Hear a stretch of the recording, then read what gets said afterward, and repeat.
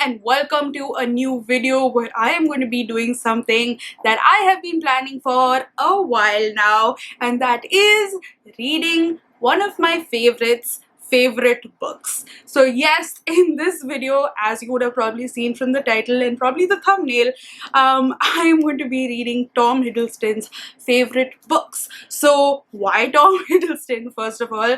Well, I have been slightly obsessed with the Marvel Cinematic Universe in general, and also the new TV series Loki is coming out and he plays Loki in it.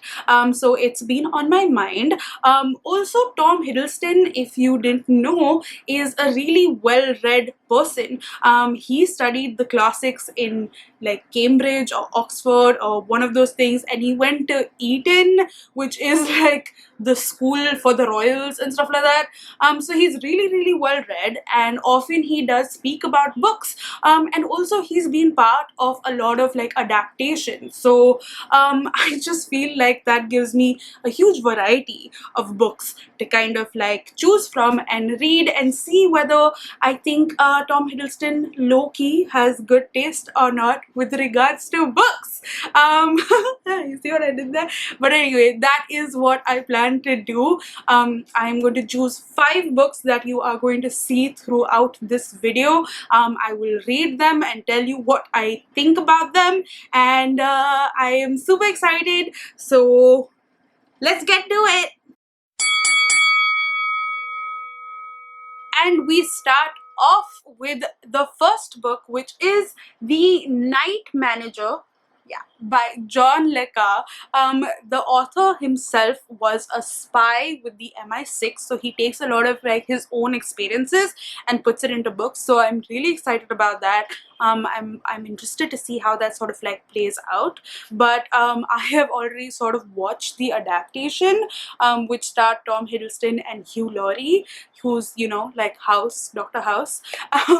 But yeah, I really liked it, though I don't remember too much of like how it ended, etc. So that's probably a good thing and works in my favor for while I am going to be reading this book. But essentially we are told of this guy who was in the army at one point of time, but now he works in hotels and he's like the night manager, and he is recruited by like the MI6 or like something to essentially become a spy and go undercover in this guy's operations, who's essentially like an arms dealer or something like that. So yeah, that's what I know of the story so far. So let's see what this book is like. I really do not like this book. It's That's it. I am quitting. I am not reading this book anymore. I don't care. I just can't do it. It just sucks. I'm sorry. It just sucks. And I knew it in the first 50 pages. Why didn't I just stop reading there? But no, I had to keep giving it the collegiate try. So I read till the 70% mark, and now I know for a fact that I hate this book. It just sucks. And I'm going to tell you why it sucks.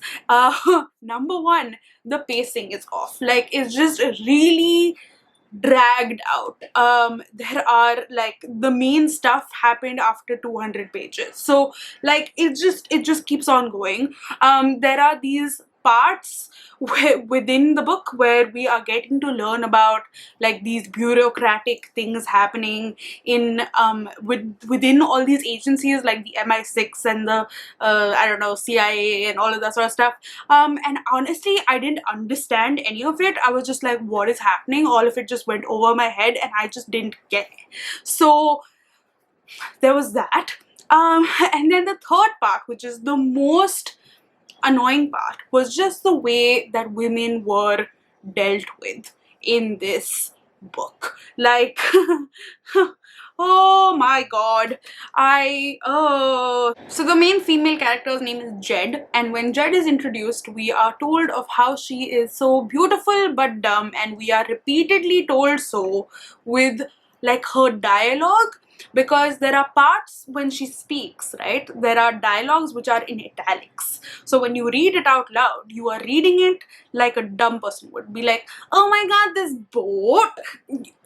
you'll see, I'll put like examples of it up on the screen and you'll see what I'm talking about. And this is how she was introduced, right? The vague air of shambles, the ragged smile, and the unconscious carriage that appointed her an instant citizen of paradise. And I was like, what does that mean? How, what? I was like, okay, whatever. But like that was just the first like weird thing that was happening. But then literally a few pages later, he talks about how he wants to scoop her breasts out because he's seeing like a cleavage and he wants to scoop one of her breasts out. What? Like, and then he's angry at her because he's like, how can you be so beautiful at a time like this? What? And then there's more. And he's ill with desire most of the time whenever he's looking at her, because he's like, I can't control myself. You're so beautiful. I just want to ravage you right now. So yeah, that was that. And then he's done with her, and then like whatever, by the way, this lady is the mistress or whatever of the main bad guy. So that you should know about. And then he goes and he's talking to like another colleague of his, and his colleague has lifted her breasts in saucy indignation. How do you lift your breasts in saucy indignation? I don't lifting your what does that mean? But yeah, it wasn't just Jed, there were other women as well who were described really weirdly sexually. Like, this is my first introduction to another lady in this book. That's how she is described. And then he also just does not know how like boys or like children talk. Because like, I was like, okay, wait, this is how a child who's 8 years old talks, okay, according to this man. He says, everybody knows Sandy screws the whole world and his sister. So what's the fuss? Daniel asks in a near perfect imitation of Roper's voice. What is an 8-year-old? I can't. Anyway, so that's what happened. I stopped reading the book and I literally just went on like Google and I was like, tell me the summary. Do I really want to know? And then the end happened and I read what happened in the end and I was not happy with the end. I was just like, there's no way that I'm going to read to achieve this, to like get to this. So I'm stopping. I can't. So yeah, that's unfortunately where we are with the first book for this vlog. But hopefully the other books will go well. So fingers crossed.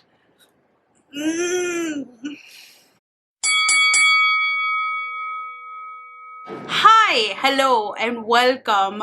If you hear any noise in the background, I apologize in advance. There is something going on downstairs, and me living on the 17th floor can still hear it because physics, I guess. So like, I apologize, but I have been sitting over here for the past like almost 1 hour trying to film, and like they just don't let me, so I'm revolting. I'm it's actually funny because the book that I'm going to talk about it's very true to the theme. So the second book that I decided to read was The High Rise, which is a book written by G.J. Ballard or J.G. Ballard. I get really confused when they're both put together. Anyway, I decided to read this book, and I decided to read it because Tom Hiddleston was in the adaptation for like the movie adaptation, but also he narrated the audiobook. So I got that from Audible and I listened to it, and here's the thing, I sort of already finished the book. Yeah, I have thoughts. So I am here to tell you that, because essentially what happened was that I thought that maybe it might be like another night manager-ish sort of situation. So I thought that maybe it'd be fair if I start reading like parts of it and then like see what I think. But I started reading it and literally the first sentence had me hooked. So I just continued, and then here we are. I'm here to tell you my thoughts. So literally I'm going to tell you what the first sentence was. The first sentence was, later, as he sat on his balcony eating the dog, Dr. Robert Lang reflected on the unusual events that had taken place within this huge apartment building during the previous 3 months. So literally, I was just like, what, why are you eating a dog, and what happened to the last 3 months? So yeah, that's basically what my thought process was, and that's probably what your thought process was. But essentially what happens is, in the beginning we are told of Dr. Robert Lang, who is essentially a doctor. He's like a physiotherapist sort of guy, and he teaches in like a school thingy, but he also has like his own appointments and stuff like that, and he has just moved into like a building which is close to his school that he teaches in, and this is a very new 40-storied building, and this is like written back in the day when people didn't have 40-story buildings. Like now we have 200-ish stories, but yeah. But essentially this 40-story building is like super self-contained. It has like a shopping complex, it has a school, it has like two floors which have pools, it has restaurants, it just has everything that you sort of need to kind of like take care of yourself. So it's very, very self-contained. And every flat in this 40-story is now like lived in, and that's what we get to know in the first chapter itself. So basically the first chapter is called Critical Mass, and what is interesting is that in this, the first 15 floors are where the people who are not so well off live. So like these people are pilots or teachers or whatever, right? Like there are people who make decent money but not bank. The next is like, I would say maybe like 20th to the 35th floor. Those are like lawyers and doctors and people who are from these professions who make a lot more money. And then there's the 35 to the 40th floor, who are your like ultra super rich, like 1% sort of people who have like penthouses and all of that sort of stuff. And I just find this really interesting because while he was describing these people, I was just like, yeah, you're right. Like this is what buildings look like, because this is what people can afford, because the higher up you go, the more expensive it is. So those are the people who can afford those buildings. So it makes sense, right? But essentially in terms of the story, what happens is that essentially these people, they start like fighting with each other because of various things where you're like, I don't know how to explain it. Essentially they start, something goes wrong and then they all sort of become very self-contained and they refuse to go out into the thing. It's like I can't explain it, but it is essentially like the adults gone wild version of Lord of the Flies. I saw this in another person's review and I was like, yup, that is literally it. If you liked Lord of the Flies, this is the book for you, because it is absolutely nuts. There is so much of shit that happens in this book. There is like rape and robbery and like just a lot of like weird stuff happening, and you really have to like suspend your belief for this book. But I was just so taken in. I absolutely loved this book, and I don't know whether it's because I hated my previous read so much that I had like absolutely no like expectations for this book at all, that like this just like fully blew it out of the water for me. So I really enjoyed it. I thought that the characters and everything that everyone was doing was really fucked up, but it really gave you an interesting example of like society, and I don't truly believe that society will devolve in this particular way, but I just thought that it was really, really interestingly written, and it really made me think of us as people and humanity and all of that sort of stuff, and the way like social classes are built. And yeah, I really don't want to get into spoilers, but I just thought that this was a really fascinating book, and I gave this a 4.5 stars. I also really loved the Tom Hiddleston narration. I thought that it really brought in just so much, and it was very well done, and I really, really like this one. So this is going to be like my most surprising sort of book in this thing so far. So yeah, so far we have a book that I've absolutely hated, and then we have a book that like I really liked, but like I'm what? But yeah, essentially I have no idea what to think right now. So there we have it.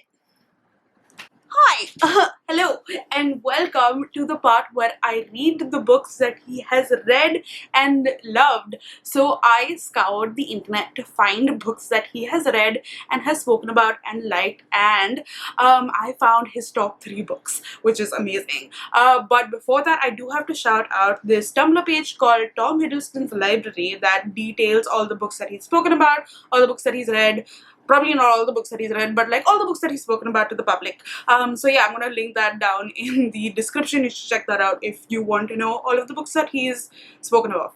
Yeah. But there is this fun tweet that he tweeted. So someone probably asked him what were his favorite books, and a couple of years ago he basically replied to that tweet and was like, these are my top 3 books. So I have those 3 books, and I am now going to read Tom Hiddleston's top 3 books as of this year, and then tell you what I think of it and see what his taste is like. So let's get into it. I am now gonna just tell you what those books are, and then once I start reading them, I will be able to give you an understanding of what the book is about, and also what I think of it.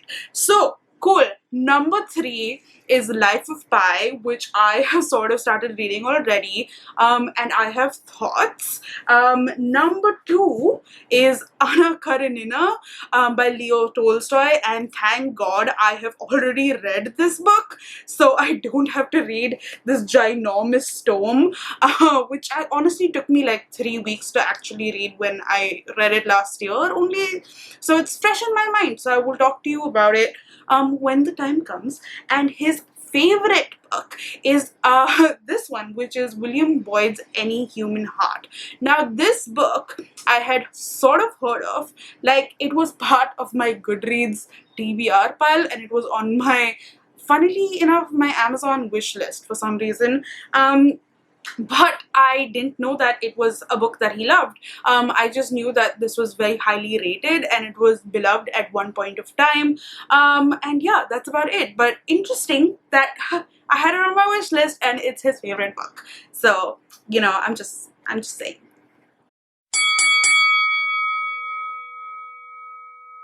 So I started with book number 3, that is Life of Pi by Jan Martel. I have actually already seen the movie, but that was when the movie first released, which I think was in 2012. I watched the movie and was completely in awe of it because the movie is just absolutely stunning.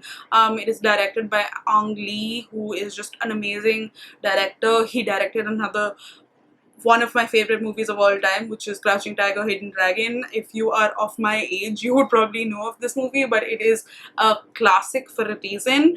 But yeah, this movie was absolutely stunning. Let me tell you what it is about. So essentially we followed this guy named Pai Patel.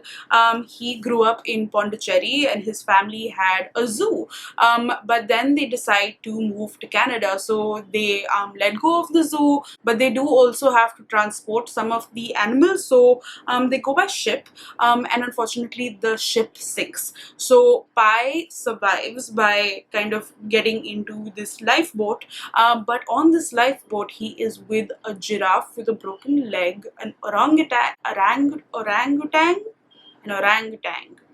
yes, a hyena, and a tiger. So it's essentially him surviving on this boat with all of this wildlife, especially the tiger, and what he does to kind of survive. So the book is broken up into 2 parts. The first part being about Pai's life in India and in Pondicherry. Fun fact, Pondicherry is one of my favorite cities in the entire world. I absolutely love that place. I used to live very close to it as a child, so I have very fond memories of that place. But yeah, so he talks about his time there, he talks about the zoo, he talks about his parents, but he also talks about his fascination with religion. and that is a lot of what this the first part is about, where we're framing Pai's personality and Pai's fascination with religion and philosophy and all of that sort of stuff, and we kind of get to see how he becomes the person that he is. So that is the first part, and now in the second part, I'm assuming, is when the shipwreck happens, and the ship sinks, and then we kind of get to see his survival. So I'm very intrigued by how that would go, because it is quite a lot. It is maybe like 3/4 of the book. So I will come back and let you know what my thoughts are on the book, and I might just go then and watch the movie as well to see how it compares. So I've finished this book, and first, I mean, matching. Hello. Second, I really enjoyed this book. I think I'm gonna give this a 4 to 4.25 stars, because I really liked it. Even though I kind of knew what the story was. But yeah, I think one of the detractors of this book is that a lot of people keep talking about how it is a bit tedious, and I do kind of get that. I can see why people would say that, but ultimately it is about being shipwrecked and then having to survive for 100 plus days, so like it was bound to be. But also, to be fair, I don't think that it was. I thought that it was really interesting with so many things happening.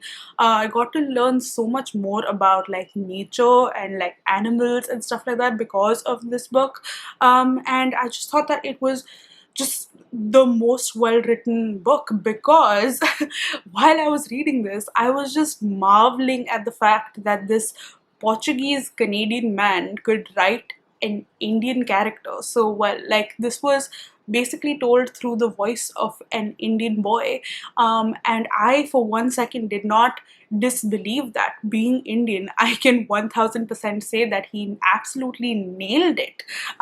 It was just so well done. There were these things that Indians would probably say that probably don't get said by a lot of other people. Just stuff like that, incorporating those phrases and food and just all of that. It felt so real. So that is the number one thing that I personally am marveling at while I read this book. So definite kudos to that. And even the end, like, it was just so good. I remember it sort of like, while I was reading it, I was remembering the movie and remembering how like the end was, and it still hit me. And I just really liked the unique way in which this was written, and I can definitely see why this is like in the top 3 of Tom Hiddleston. So far, great choice. Anyway, tomorrow I'm off to get vaccinated, so hopefully that turns out well. But then I will be back to talk about the other 2 books, which is Anna Karenina, which is a book that I've already read, and then I have another book to read.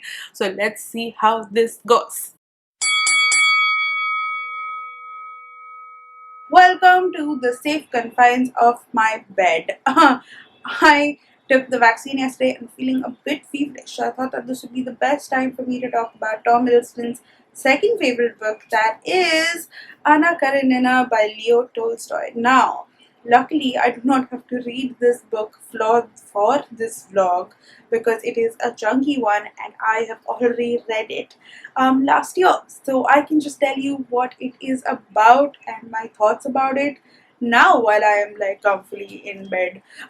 So Anna Karenina, for people who don't know, because it is super famous, is essentially about Anna Karenina, the main protagonist. She is a lady who lives in 19th century Russia. She is married to like a pretty higher up like party member, part of the government, and they have a child. They are wealthy, and she's like just supremely beautiful. But what happens is that she starts getting attracted to this guy called Count Vronsky, and they start an affair, and basically we get to see what happens to her and what society kind of makes of it. But also on the side, there are a lot of these other characters who are sort of involved, and they have their own arcs and their own different like plot lines, which you kind of go on, which is just very, very interesting. And I really liked seeing all of these characters because I felt like Tolstoy just did such an amazing job of writing these characters, and also of like just telling us of their arcs and how they can change over this period of time and go through all the things that they went through during this period of time and how they kind of come across as different people towards the end. You'll see, it's just really, really interesting. So yes, did Tolstoy talk a lot about agriculture in between, which I absolutely did not want to know of? Yes, but did he make some really compelling characters that I felt are going to stick with me for the majority of my life? Also, yes. So would I recommend this to people? Sort of. If you have the patience, definitely read it. It is a really, really good book in terms of characters and the way that we show women in society. Oddly true to today as well. I really like the book, and if you think you can go through those passages where you're talking about agriculture and random meandering stuff about the politics of the time and all of that sort of stuff, then it's definitely worth a try. And I can see why Tom Hiddleston, a person who has studied the classics, would really, really love this book. I'm sure he went into like deep like thesis history or whatever about this, but yeah, I really like this one, and I can totally see why this is his number two. So there we have it. Now I'm going to sleep.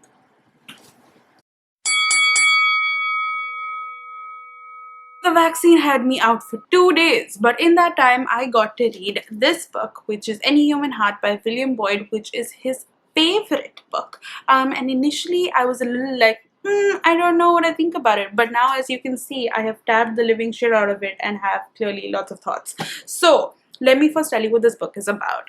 Essentially, we are following this fictional person called Logan Monster, who is an author, and we are getting to know about him through the compilation of journals. So that's essentially what this entire book is. And it starts in the 1920s in Uruguay because that's where he was born, and we get to see his life there. He moved very quickly then to Britain for his school, so we get to see him in school, then in college, and then just his career and all of that sort of stuff. And it's really, really interesting. I initially was a little whatever about it because we were basically getting to hear the voice of a teenage boy who sounded like super pertinent and just annoying, to be honest. But then slowly we get to see him grow, and I'm really liking that. Like, I really like that we're inside this person's head through this person's journals. And the reason why a lot of people really like this book, apart from all of this, is that in this book you get a lot of run-ins with famous artists, which I don't really know too many of. The only one who I fully knew was Picasso, and the other ones are literary people, so like writers and publishers and all of that sort of stuff. So for example, we've had run-ins with Virginia Woolf, with Hemingway, with Evelyn Waugh, with just a lot of people, and it's really interesting. So we don't really get too many things about them per se, but we get to see like their perspectives and all of that sort of stuff. So I think that's really interesting. It's also all like historically correct. Like, for example, Hemingway was in Paris when Logan Monstewart met him in Paris and stuff like that. So yeah, so it's really interesting that way. Yeah, there was also James Joyce. But yeah, interesting stuff, and I'm really liking it so far. I will come back to you with my final thoughts, but so far I am enjoying it way more than I was initially, and hopefully that will keep increasing. And I don't know what I'm saying anymore. Okay, bye. Hi, I have stayed up all night to read this book. Why? I don't know. It's not like a thriller or murder mystery or something where I'm just like, oh my god, what happens next? I need to know. But also, that's literally just what happened. I just got so invested in this person, this fictional person, that I was like, what is gonna happen to you, sir? I need to know.